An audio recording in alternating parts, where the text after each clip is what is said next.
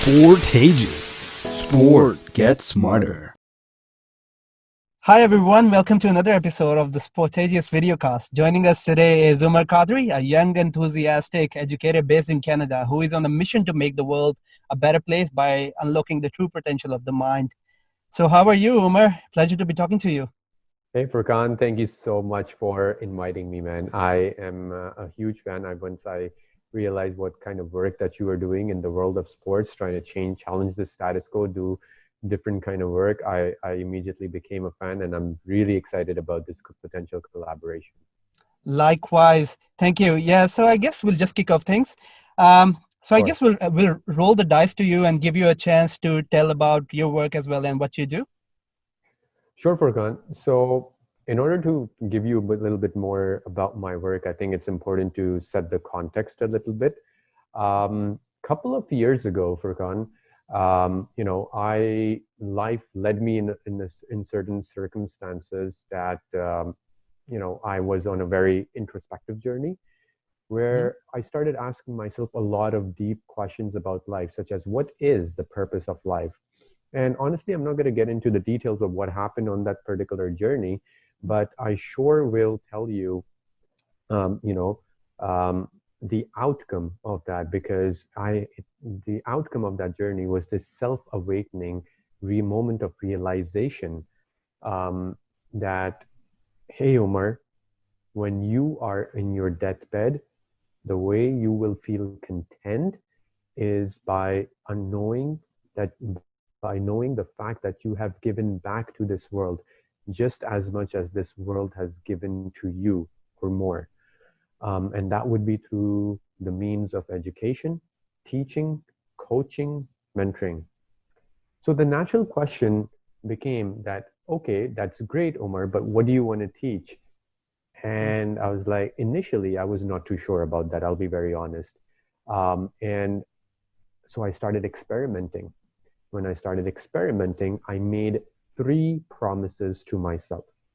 The first promise was, Omar, you're going to teach, teach, and teach. No matter who comes to you, um, whether they pay you for it or not, you're going to teach them.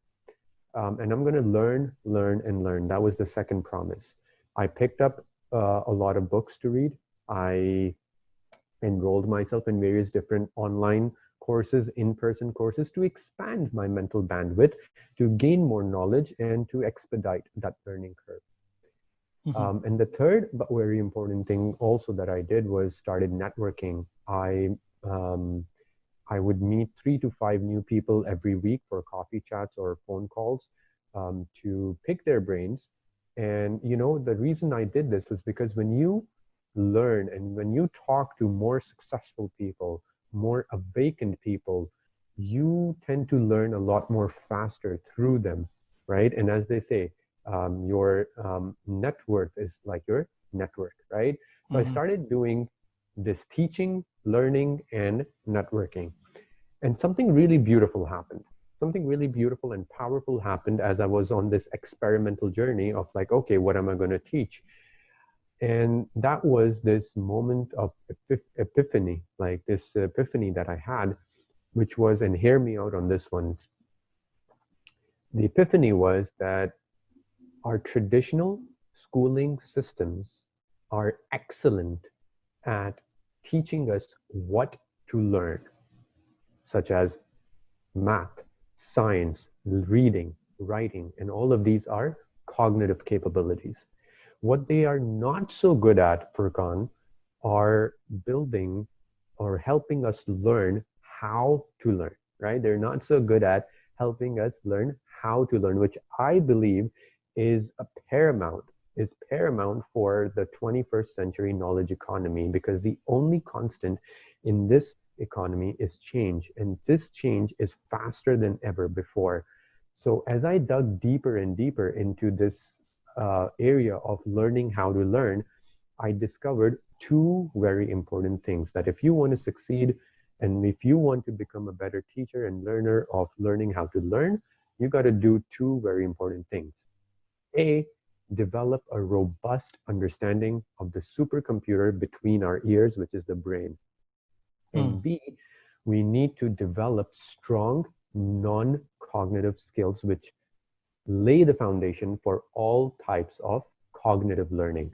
So to answer your question, what I'm working on, what type of work that I do, well, currently I'm working on two very interconnected projects.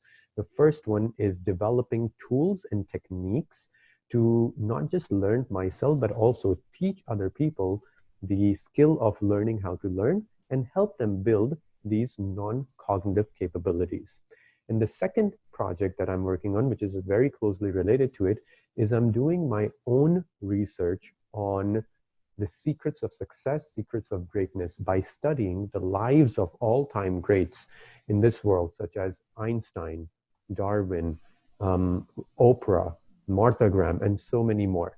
And not just that, I'm also interviewing successful people in the current world, CEOs, entrepreneurs, cricketers as well, sports people as well, and understanding from them what are their secrets to success, what are their motivations, what are their mindsets, and what are their philosophies and psychology for success. And I think that's how you and I we kind of like interacted and got to know each other as well, right? That's Through right. that Yeah. interview with Sean Masood. That's So correct. Yeah. yeah, in a nutshell, those are the two current projects that I'm working on. That's great. That's quite the journey as well, Omer. So obviously the scope of your work is very broad. So you don't do only sports, but since Sportageous is only about sports, I Yeah. guess let's talk about that.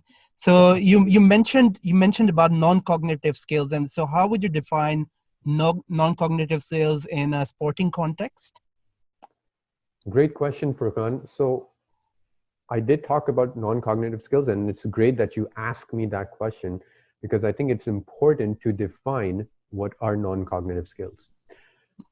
So, Furqan, non-cognitive skills are those intangible, invisible, and non-measurable skills that lay the foundation for all types of cognitive learning. For example, in the sporting context, I'm going to pick cricket, for example, because cricket is my favorite sport. The cognitive skill would be, like for example, learning how to bat or learning how to bowl or learning how to bowl off spin or leg spin, just as an example, right? Those are your cognitive capabilities. In order to learn those, you need to develop what I call as the foundational non-cognitive skills. A lot of research has been done in this area, and researchers have um, identified the following 9 as the top most sought out non-cognitive skills that are important to learn all kinds of cognitive capabilities. And I'm going to share those 9 non-cognitive skills and with some examples to you as well. The first one is self-awareness, which is basically a process that you go through to really discover your superpowers. Then we have growth mindset. Growth mindset, as Dr. Carol Dweck, who's an expert in this area, she defines it as the power of self-belief coupled with powers of concentration and focus on a particular goal. Right. Then we have grit, which is, as Dr. Angela Duckworth describes it, as the intersection of passion and perseverance. Then we have self-control. We have self-control, which Dr. Walter Mischel, he defines as the ability to delay gratification and exercise patience. We have optimism. And again, I think there's a lot of research done in the area of optimism. You're not just born being optimistic or pessimistic. Optimism is actually a skill that you can learn. And Dr. Marty Sleegman has done a lot of research in this area as well.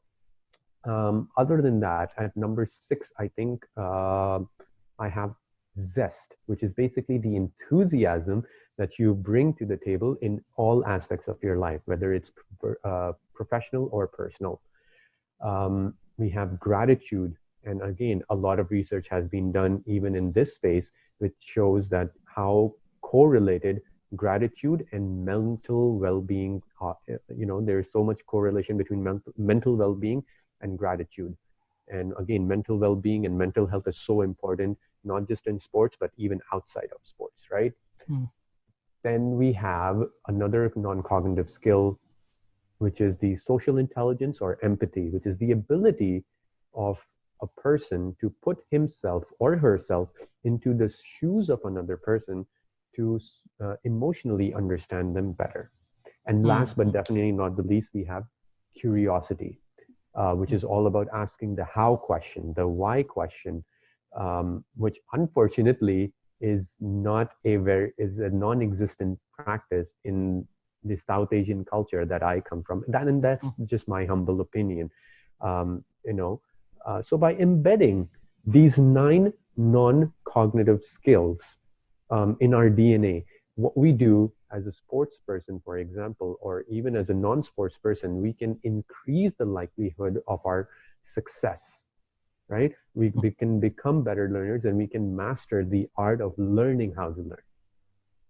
Right, right. You've got a very sharp memory, Omer, because I can't remember more than three things at once. So I probably have to take some lessons from you on that as well. uh, Happy to do that, my friend. Happy to do that. yeah. So you mentioned obviously you come from a South Asian background, and which is why obviously cricket comes off naturally. But Yeah. is there any reason that you're drawn to cricket as a sport? Um, any reason? I think a lot of what you sports that you tend to uh, grow in love with, I think, has a lot to do with your environment and where you have grown up. Growing up, of course, in South Asia, in Middle East, cricket was very popular in that part of the region. Mm-hmm. So, of course, people around me in my environment were, playing cricket, watching cricket, listening to cricket, talking about cricket. So cricket kind of became the first love in sports. Then when I moved to Canada, I think I grew a little bit more admiration for basketball. But other than those two sports, yeah, I think those will be like the two. Cricket is definitely number one, and then followed by basketball next. Right, right. And we are seeing like a rise in, the appointment of sports psychologists.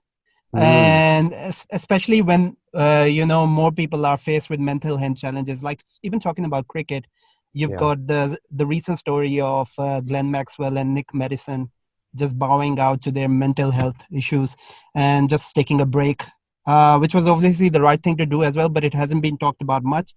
But how do you see like your work is adding value to what has already been done in that area? Wow. That's a great question. How is my work adding value to the work that's already being done by psychologists? So, Furqan, I'm going to be very honest over here, and I'm going to say that I, by no means, am a psychologist, right? Right. What I am is I'm an educator, I'm a coach, and I'm passionate about the work and the research that I'm doing and about serving others and learning about the brain and the psychology of success. That's what I'm truly, truly passionate about.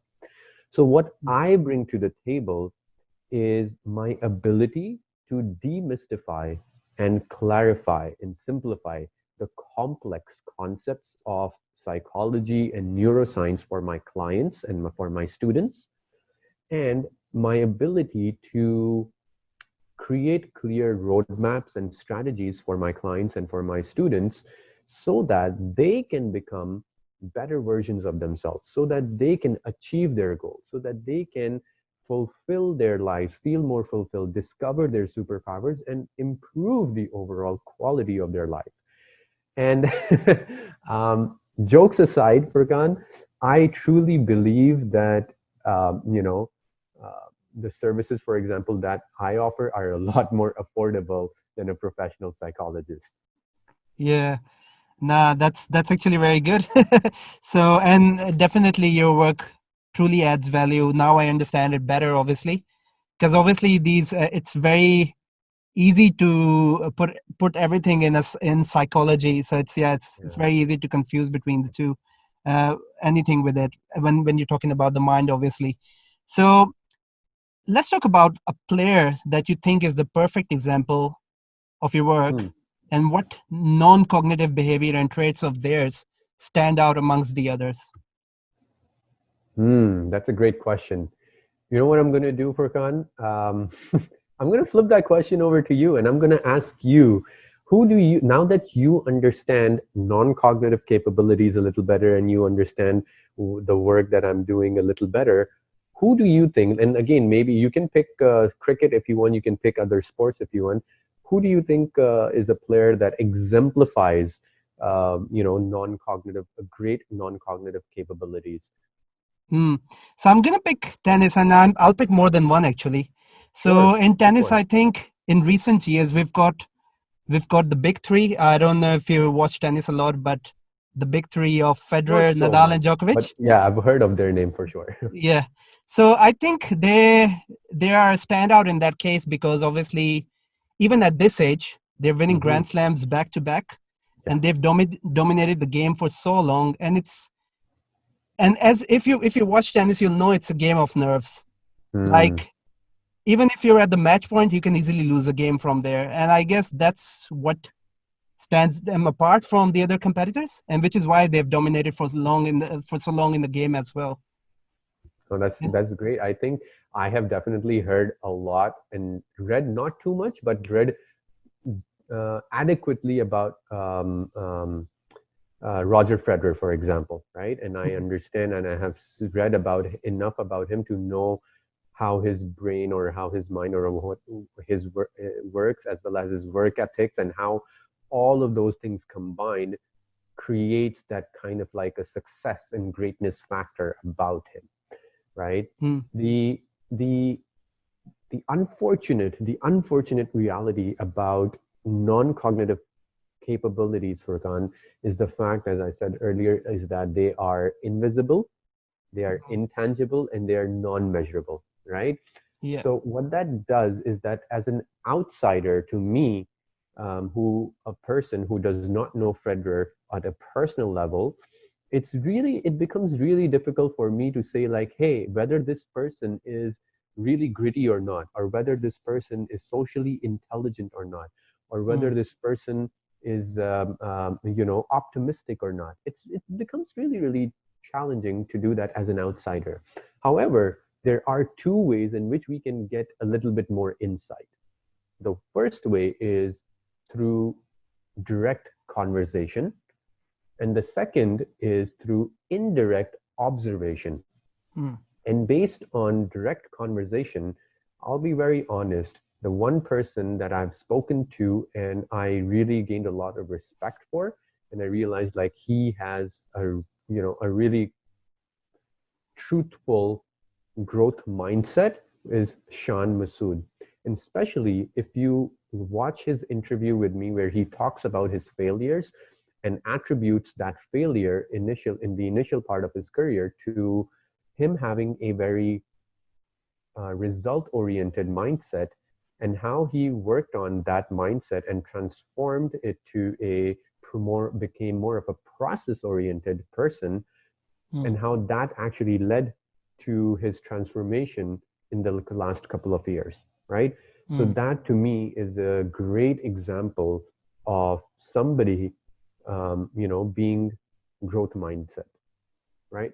Hmm. Then comes the indirect observation. Indirect observation, of course, are when you observe and listen to these athletes talking on TV, on their for pregame interviews, postgame interviews, and even observing them on field how they perform. So based on that, I can state my opinion, and I'm gonna pick two players. Again, I'm gonna pick cricket again, Hmm. and I'm gonna pick two players in cricket who I believe really exemplify those non-cognitive behaviors that I talk about. The first person is the great Virat Kohli. Hmm. Virat, and the second person is another great Stephen Smith. To me, Right. these two cricketers are just unbelievable. Virat Kohli, let's take him first. Virat Kohli, he's not just gritty, he's not just self aware, but he's also socially very intelligent. You watch him speak in an interview, and you will realize like how well spoken, how clear he is in his communication. It gives us as viewers a real peek into his brain, into his growth mindset, where he has tremendous amount of self-belief Hmm. and incredible levels of focus and determination to pursue his goals. So to me, Virat Kohli is that kind of like an athlete, a persona that's like, everything is right about his non-cognitive behavior, at least as an outsider, right? Hmm. Then Steven Smith. I think Steven Smith is also cut from the same cloth as Virat Kohli, in my opinion. But the difference, I believe, is the fact that Steven Smith, in my opinion, based on watching the documentary on Amazon, The Test. I don't know if you've watched it, but if you haven't, it's incredibly amazing. And for all the cricket lovers, I would highly recommend you guys watch that documentary. It's called The Test, Right. where you can clearly see that Stephen Smith is actually acquiring greatness through a process called mastery. Mastery is this process or a concept that has been conceptualized and defined really, really well by Robert Greene in his book Mastery. And I would recommend that book to you guys as well. And this is where, you know, Stephen Smith never shuts off, according to the Hmm. documentary, right? He eats, sleeps, lives, breathes, dreams cricket 24/7. Like there's nothing else in his life. He is just all about cricket. He's like Mr. Cricket. Whereas Virat Kohli, on the other hand, I think, based on, again, as an outsider, based on observation, he takes a little bit more of a strategic approach. I'm not saying Virat Kohli is less passionate. He's actually equally passionate, but his strategy is more, to turn on and turn off. Virat Kohli has a switch where he can turn on and turn off from cricket, whereas Steven Smith, based on the documentary that I saw, it seems like he has no off switch. He's just switched on 24/7, and that is his way to success, to acquire greatness. Right. That's a great take on two of the greats, or let's say two exceptional players. Um, and it's very interesting. It's a very interesting conversation because, in my opinion, I guess they're very different in nature. Because Virat Kohli, as you mentioned, he was always a high achiever, even in sports. Came through the ranks, and he was always destined for greatness here. Even Tendulkar himself said like he's carrying my legacy.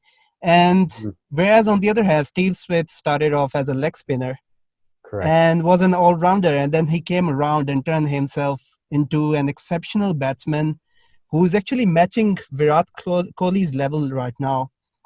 And I was actually conducting an interview, a podcast a few days ago Hmm. as well, and got to hear this interesting story about Stephen Smith that he doesn't sleep before a match actually, and especially when he knows he's going to bat the next day. So he finds himself very hard to get to the bed Yeah, when he knows he's going. So it's definitely that determination and that, yeah, the drive to obviously to success, that's obviously driving him forward as well. So it's a very interesting conversation, very interesting insight from you as well. Definitely a lot to learn thanks, from man. you. I Yeah. appreciate that insight about Stephen Smith. I did not know, but I'm not surprised to hear that, especially after watching the Test documentary, where each and every of his teammates, including the coach Justin Langer, just talks about the fact that, hey, you know, Steve Smith is just eating, sleeping, watching, talking cricket. Even if they go hang out in a bar or at a restaurant, like Steve Smith will just like start shadow batting all of a sudden out of the blue. He will only talk cricket with people, and it's just amazing. I'm just like, wow, like that is just insane. Yeah. No, I mean that's what makes them stand apart, I guess. Um, Absolutely. so it was a very wonderful conversation with you. So I believe we'll wrap up soon. But before you go, we Hmm. won't let you go. Please share some advice you'd give for any young entrepreneur, sports person, or anyone who is Hmm. doing very similar work to you, and obviously looking to achieve success, whether in their lives or their sporting careers or anything really. Great. By the way, thank you for this opportunity, and this is a definitely a great question to end with. Um, Furqan, I'm going to give you an answer in the context of the current world situation, which is the COVID pandemic. Mm.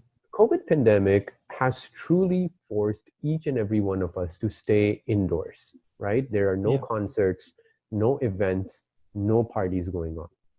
Yeah. So the optimist in me believes that this is a golden opportunity for each and every one of us to upskill ourselves, right? And hear Right. me out. And hear me out.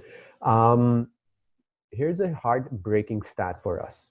And the stat by Civic Action says that 85% of employees and people in this world, they feel very disengaged with their lives and with their work, right? They feel Mm. very disengaged with their work.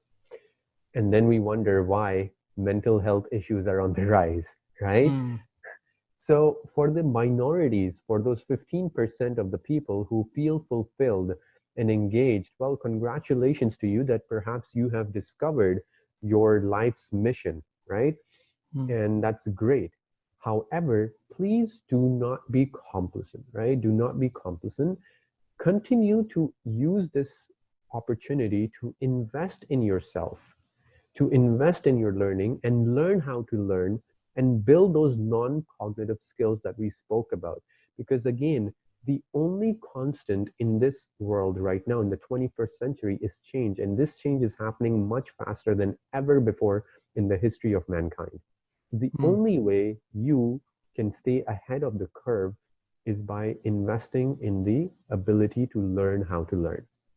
Yep. Then the let's talk about those other 85%, the majority who are feeling unfulfilled um, with their work, with their lives. My recommendation to them, whether you are an entrepreneur, whether you're a sports person or a student or even a parent, my recommendation to you is to invest in tools and techniques to gain more self awareness, right? Mm. Self awareness, as cliche as it may sound, sometimes, they say all your answers, all your unanswered questions, all your unanswered questions lie within us. I know it's cliche, but it's actually very, very true. And Furqan, I'm actually going to share with you and your audience three tools that I use with my clients and with my students to help them discover their superpowers and help them gain, more self-awareness. So the first tool that I'm going to talk about is um, write your own eulogy. I know this may sound very sadistic, but project yourself way into the future on your deathbed and then reflect back on your life, right? Mm. And think about what are those things that you need to accomplish to feel content in your deathbed, right? Yeah. It's a difficult exercise, but my recommendation to you would be like perhaps spend 1 to 2 hours of undistracted time, just you and your notebook and your pen. No phone, no laptop, no notifications, nothing, no distraction. Just you and your pure time, pure me time to write down your eulogy. And it will help you, it will truly help you gain more clarity. And it may not happen in the first try. It may take 2 to 3 to 4, sometimes 5 to 6 different iterations to get to deep realizations. Then Right. that's the first tool. The second tool that I really encourage everyone to use is the power of journaling. Interesting thing is that all the guests on my YouTube shows so far have spoken about how journaling has actually helped them become more successful. Was actually journaling played a key role in their success. And journaling is just all about writing down at the beginning of the day or at the end of the day your thoughts, your emotions, and your feelings, right? Mm. That's what it's all about. And there are many different techniques to journaling as well. There is the gratitude journaling, which my wife and I we both do on a daily basis. There's an app called the 5 Minute Journal by Intelligent Change, which you can download on iOS and Android, and you can use it. But that's to practice gratitude. There's another one called the Big Life Journal, especially for teenagers, which helps them boost their self-esteem and build resilience. Hmm. Those one that I'm going to share with you, which is for self-awareness. This is a journaling technique that my friend Luki Danukaranto he shared with me. It's called the 5221 method. 5221, where the 5 stands for 5 minutes. So spend 5 minutes of your day at the end of the day to do three things. Number one, for the first 2 minutes, write down all the things that you did during the day that you did not enjoy. Then another 2 minutes to write down all the things that you did enjoy and gained more positive energy while doing them, right? Hmm. That's 4 minutes. And spend the last 1 minute writing down how you would do more of the things that you enjoyed and less of the things that you did not enjoy, right? So Hmm. that's another way to journal and as you keep doing this journaling, you will, and when you review it, you will gain more perspective into your own mind, and it will help you gain more clarity and become more self-aware. And last but definitely not the least, right? This is the most important in my opinion, though, especially for the young ones. Actually, not just for everybody, is to read, read, and read. Start reading because reading will again, you know, help you expand your mental bandwidth.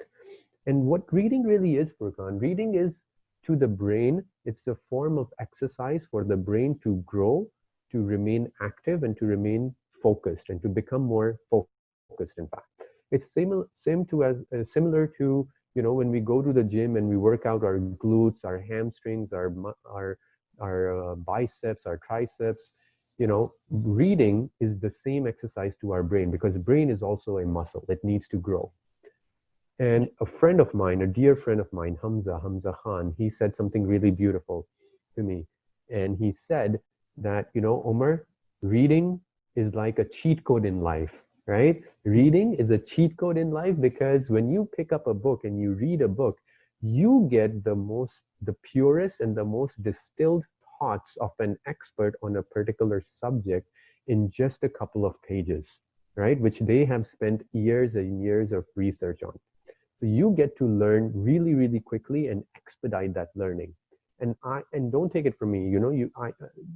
I I have experienced it myself. I'll be very honest. Between the ages of 18 to 28, Furqan, I read zero books. Absolutely zero. Right? Of course, outside of my engineering and my MBA. Um, and in the last year itself, I have read 15 to 16 books already. Wow. And I swear to God, reading has transformed my life. It has given me so much more knowledge and perspective in life. Hmm. And whatever little success that I have today, whatever little success I have today, I swear to God, I would definitely attribute it to, picking up the habit of picking up a book and reading it again after the age of 28. So yeah, those will be my three golden nuggets and pieces of advice: to read a book, journal to gain more self-awareness, write your own eulogy for those who are looking to discover more purpose in life and more meaning in life, and for those who already have discovered it, continue investing in yourself and building your non-cognitive capabilities. Thank you. Thank you for sharing that. Wow, that's a great advice. And obviously I thoroughly enjoyed the session. Was very informative and insightful at the same time. Uh so I've done longer sessions. Obviously I've done 1 hour, 2 hour sessions, but this one was definitely one of the most enjoyable that I've done. So Thank you. thank you again for your time, and we wish you all the best in your work. You're doing a great job, and yeah, more power to you. So we hope to keep in touch with you and obviously talk more about sports and about the mind. So yeah, we'll keep the conversation going forward, I suppose. Thank you, Spurkan. Thank you so much for giving me this opportunity. I swear to God, it is amazing having this conversation to you, learning more about you and the work that you guys are doing at Sportageous. I'm a big fan, and I have spoken to quite a few people about the work that you guys are doing. So helping to spread the word. Thanks again, Omer. Thanks for the kind words.